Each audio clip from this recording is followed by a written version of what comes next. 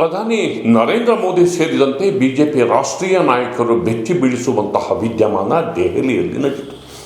Neat ಪ್ರಶ್ನೆ ಪತ್ರಿಕೆ ಸೋರಿಕೆ ಕರ್ಮಕಾಂಡದಲ್ಲಿ ಧರ್ಮೇಂದ್ರ ಪ್ರಧಾನ್ ಅವರ ತಲೆದಂಡ ಆಗಲೇಬೇಕು ಅಂತೇಳಿ ಕಾಕ್ರೋಚ್ ಜನತಾ ಪಾರ್ಟಿಯ ಸಹಸ್ರಾರು ಕಾರ್ಯಕರ್ತರು ಸಂಸತ್ ಮಾರ್ಗದಲ್ಲಿ ಪ್ರತಿಭಟನೆ ನಡೆಸಿದ ಪರಿಣಾಮ ಇಡೀ ರಸ್ತೆ ರಣರಂಗಾಯಿತು. ಪೊಲೀಸರ ಲಾಠಿ ಚಾರ್ಜ್ ಅನ್ನು ಲೆಕ್ಕಿಸದೆ, ಆಶುವಾಯು ಸಿಡಿತವನ್ನು ಗಮನಕ್ಕೆ ತೆಗೆದುಕೊಳ್ಳದೆ ಹಠ ಹಿಡಿದು ಕೂತಂತಹ ಈ ಕಾರ್ಯಕರ್ತರು ಒಂದು ಸಮರ್ಥ ಪ್ರತಿರೋಧವನ್ನು ಒಡ್ಡಿದ್ರು ಮತ್ತು ಈ ಬೇಡಿಕೆಯಿಂದ ಹಿಂದೆ ಸರಿಯುವ ಪ್ರಶ್ನೆಯೇ ಇಲ್ಲ ಎಂದು ಘೋಷಿಸಿ ಆಡಳಿತಾರೂಢ ಭಾರತೀಯ ಜನತಾ ಪಕ್ಷವನ್ನು ತಬ್ಬಿಬ್ಬುಗೊಳಿಸಿದ್ರು. ಇತ್ತೀಚಿನ ದಿನಗಳಲ್ಲಿ ಕಾರ್ಯಕರ್ತರಿಂದ ಇಂಥದ್ದೊಂದು ರೆಸಿಸ್ಟೆನ್ಸ್, ಪ್ರತಿರೋಧ, ಇಂಥದ್ದೊಂದು ಉಗ್ರ ಪ್ರತಿಭಟನೆಯನ್ನು ಕಂಡು ಬಿಜೆಪಿ ನಾಯಕರೇ ಬೆಚ್ಚಿ ಬಿದ್ದರು. ಒಂದು ಕಡೆ ಈ ಪ್ರತಿಭಟನೆಯಿಂದ ಆತಂಕಕ್ಕೆ ಗುರಿಯಾದಂತಹ ಕೇಂದ್ರ ಗೃಹ ಖಾತೆಯ ಸಚಿವ ಅಮಿತ್ ಶಾ, ಶಿಕ್ಷಣ ಸಚಿವ ಧರ್ಮೇಂದ್ರ ಪ್ರಧಾನ್ ಅವರನ್ನ ತಕ್ಷಣ ಕರೆಸಿ ಮಾತುಕತೆ ನಡೆಸುವಷ್ಟು ಒತ್ತಡ ಸೃಷ್ಟಿಯಾಯಿತು. ಹಾಗಾದರೆ ದೆಹಲಿಯಲ್ಲಿ ಏನೆಲ್ಲ ಆಯಿತು? ಈ ಬಗ್ಗೆ ಇಂದಿನ ಮಾತು ಮಂಥನ ಸ್ನೇಹಿತರೆ.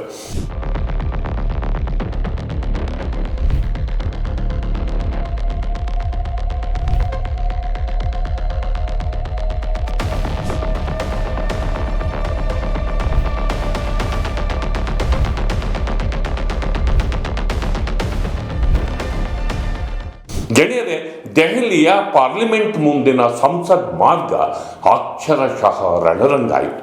ಅಂದರೆ ಕಾಕ್ರೋಚ್ ಜನತಾ ಪಾರ್ಟಿಯ ಸಹಸ್ರಾರು ಕಾರ್ಯಕರ್ತರು ಇವತ್ತು ಬೀದಿಗಿಳಿದರು. ಹಾಗೆ ನೋಡಿದರೆ ಈ ಪ್ರತಿಭಟನೆ ನಿರೀಕ್ಷಿತವೇ ಆಗಿತ್ತು. ಅದು ಆಕಸ್ಮಿಕ ಪ್ರತಿಭಟನೆ ಇಲ್ಲ. ಸಂಸತ್ ಆರಂಭದ ಮೊದಲನೆಯ ದಿನ ಪ್ರತಿಭಟನೆ ನಡೆಸೋದಾಗಿ ಕಾಕ್ರೋಚ್ ಜನತಾ ಪಾರ್ಟಿಯ ನಾಯಕರು ಹೇಳಿದರು. ಆದರೆ ಪೊಲೀಸರ ಲೆಕ್ಕಾಚಾರ ಉಲ್ಟಾ ಹೊಡೆಯಿತು. ಇದೊಂದು ಸಾಂಕೇತಿಕ ಪ್ರತಿಭಟನೆ ಆಗಬಹುದು ಅಂತ ಲೆಕ್ಕಾಚಾರ ಹಾಕಿದಂತಹ ಪೊಲೀಸರು ಈ ಒಂದು ಪ್ರತಿಭಟನೆಗೆ ಬಂದಂತಹ ಯುವಜನರ ಸಾಗರವನ್ನು ಕಂಡು ಬೆಚ್ಚಿ ಬಿದ್ದರು. ಸಹಸ್ರಾರು ಜನ ದೆಹಲಿಯ ಮೆಟ್ರೋದಿಂದ ಸಂಸತ್ ಮಾರ್ಗಕ್ಕೆ ರೈಲುಗಳಲ್ಲಿ ಬಂದರು. ಅಲ್ಲಿ ಪೊಲೀಸರು ಅದನ್ನು ತಡೆದರೂ ಕೂಡ ಅದನ್ನು ಲೆಕ್ಕಕ್ಕೆ ತೆಗೆದುಕೊಳ್ಳದೆ ಪೊಲೀಸರ ಕಣ್ತಪ್ಪಿಸಿ ಸಂಸತ್ ಮಾರ್ಗದತ್ತ ಹೆಜ್ಜೆ ಹಾಕಿದ್ರು. ಬರ್ತಾ ಬರ್ತಾ ಬರ್ತಾ ಗುಂಪು ನಿರೀಕ್ಷೆಗೂ ಮೀರಿ ದೊಡ್ಡ ಪ್ರಮಾಣದಲ್ಲಿ ಹಿಗ್ತಾ ಹೋಯಿತು.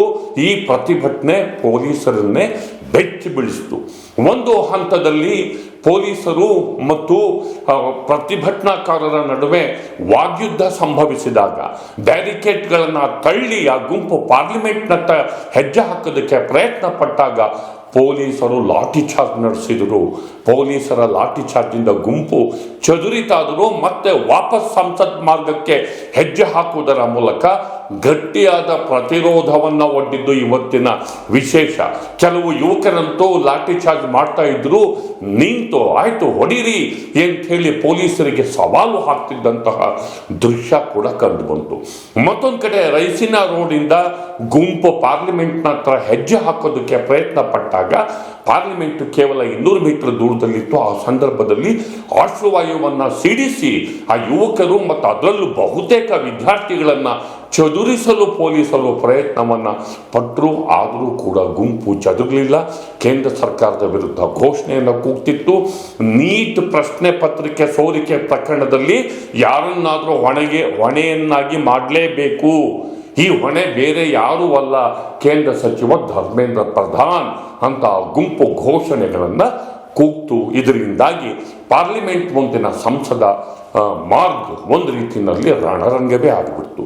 ಇದು ಒಂದು ದೃಶ್ಯ. ಆದರೆ ಮತ್ತೊಂದು ಕಡೆ ಉಪವಾಸ ಕೂತಿದ್ದಂತಹ ಅಭಿಜಿತ್, ಕಾಕ್ರೋಚ್ ಜನತಾ ಪಾರ್ಟಿಯ ಸಂಸ್ಥಾಪಕ, ಅವರು ತಮ್ಮ ಉಪವಾಸವನ್ನು ಅಂತ್ಯಗೊಳಿಸಿ ಪ್ರಜಾಸತ್ತೆಯ ಉಳಿವಿಗಾಗಿ ಕರೆಯನ್ನು ಕೊಟ್ಟ ದೃಶ್ಯ ಕಂಡು ಬಂತು.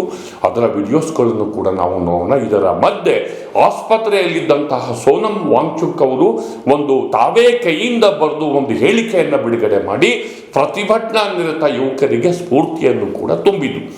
ಈ ಪ್ರತಿಭಟನೆಯ ಕಾವು ಅಲ್ಲಿ ಪಾರ್ಲಿಮೆಂಟಿನ ಒಳಗಿದ್ದ ಬಿಜೆಪಿ ನಾಯಕರನ್ನ ಬೆಚ್ಚಿ ಬೀಳಿಸಿತು. ಖುದ್ದು ಅಮಿತ್ ಶಾ, ಧರ್ಮೇಂದ್ರ ಪ್ರಧಾನ್ ಮತ್ತು ನಿತಿನ್, ಬಿಜೆಪಿ ರಾಷ್ಟ್ರೀಯ ಅಧ್ಯಕ್ಷ ಅವರನ್ನ ಕುರಿತು ಗಂಭೀರವಾದಂತಹ ಚರ್ಚೆಯನ್ನು ನಡೆಸಿದ್ರು, ಮುಂದೇನು ಮಾಡಬೇಕು ಎನ್ನುವ ಚರ್ಚೆಯನ್ನು ನಡೆಸಿದ್ರು. ಇದರ ನಡುವೆ ಅಲ್ಲಿ ಪ್ರತಿಭಟನಾ ನಿರತ ಗುಂಪಿನ ನಾಯಕರ ಜೊತೆ ಮಾತುಕತೆಯನ್ನು ನಡೆಸುವಂತೆ ನಡ್ಡಾ ಅವರಿಗೆ ಸೂಚಿಸಿದ್ರು. ಅದರ ಪ್ರಕಾರ ಕಾಕ್ರೋಚ್ ಜನತಾ ಪಾರ್ಟಿಯ ಮುಖ್ಯ ವಕ್ತಾರರಾದ ಸೌರವ್ ಜೊತೆಗೂ ಕೂಡ ಮಾತುಕತೆ ನಡೆಯಿತು. ಅದರಲ್ಲಿ ಮುಖ್ಯವಾಗಿ ಒಂದು ನೀಟ್ ಕರ್ಮಕಾಂಡದ ಹಿನ್ನೆಲೆಯಲ್ಲಿ ಆತ್ಮಹತ್ಯೆ ಮಾಡಿಕೊಂಡ ವಿದ್ಯಾರ್ಥಿಗಳ ಕುಟುಂಬಕ್ಕೆ ತಲಾ 1 ಕೋಟಿ ರೂಪಾಯಿ ಪರಿಹಾರವನ್ನು ಕೊಡಬೇಕು, ಆಸ್ಪತ್ರೆಯಲ್ಲಿರುವ ಸೋನಂ ವಾಂಗ್ಚುಕ್ ಅವರನ್ನ ತಕ್ಷಣ ಬಿಡುಗಡೆ ಮಾಡಬೇಕು ಮತ್ತು ಈ ಪ್ರಶ್ನೆ ಪತ್ರಿಕೆ ಸೋರಿಕೆ ಕರ್ಮಕಾಂಡದಲ್ಲಿ ಅದರ ಹೊಣೆಯನ್ನು ಹೊತ್ತು ಧರ್ಮೇಂದ್ರ ಪ್ರಧಾನ್ ಅವರು ರಾಜೀನಾಮೆಯನ್ನು ಕೊಡಬೇಕು ಅನ್ನುವ ಮನವಿ ಪತ್ರವನ್ನು ಅವರಿಗೆ ಸಲ್ಲಿಸಲಾಯಿತು ಮತ್ತು ಕೇಂದ್ರದಿಂದ ಈವರೆಗೂ ಯಾವುದೇ ರೆಸ್ಪಾನ್ಸ್ ಕೂಡ ಬಂದಿಲ್ಲ. ಇದು ಸಂಸತ್ನಲ್ಲೂ ಕೂಡ ಕೋಲಾಹಲಕ್ಕೆ ಕಾರಣ ಆಯಿತು. ಇದು ಒಟ್ಟಾರೆ ಒಂದು ರೀತಿಯಲ್ಲಿ ದೆಹಲಿಯಲ್ಲಿ ಕಂಡು ಬಂದಂತಹ ದೃಶ್ಯ. ಹೇಗೆ ಯುವ ಸಮುದಾಯ ಪ್ರತಿಭಟನೆಗೆ ಇಳಿದರೆ ಕೆಲವು ಸರಿ ಸರ್ಕಾರಗಳು ಹೇಗೆ ಹೆದರುತ್ತವೆ, ರಾಜಕೀಯ ಪ್ರತಿಪಕ್ಷಗಳು ಮಾಡ್ದಲೇ ಇರೋದನ್ನು ಹೇಗೆ ಕಾಕ್ರೋಚ್ ಜನತಾ ಪಾರ್ಟಿ ಮಾಡ್ತಾ ಇದೆ ಅನ್ನೋದು ಇವತ್ತು ನಮಗೆ ವಿದ್ಯಮಾನಗಳಿಂದ ನಮಗೆ ಗೊತ್ತಾಯಿತು. ಧರ್ಮೇಂದ್ರ ಪ್ರಧಾನ್ ರಾಜೀನಾಮೆ ಕೊಡ್ತಾರೋ ಇಲ್ವೋ ಕಾದ್ ನೋಡೋಣ ಅನ್ನೋ ಮಾತಿನ ಜೊತೆ ನನ್ನ ಮಾತನ್ನು ಮುಗಿಸ್ತಿದ್ದೇನೆ. ದಯವಿಟ್ಟು ದಿ ಪೋಸ್ಟ್ ನೋಡಿ, ಲೈಕ್ ಮಾಡಿ, ಶೇರ್ ಮಾಡಿ, ಸಬ್ಸ್ಕ್ರೈಬ್ ಮಾಡೋದಕ್ಕೆ ಮರಿಬೇಡಿ ಗೆಳೆಯರೆ. ನಮಸ್ಕಾರ.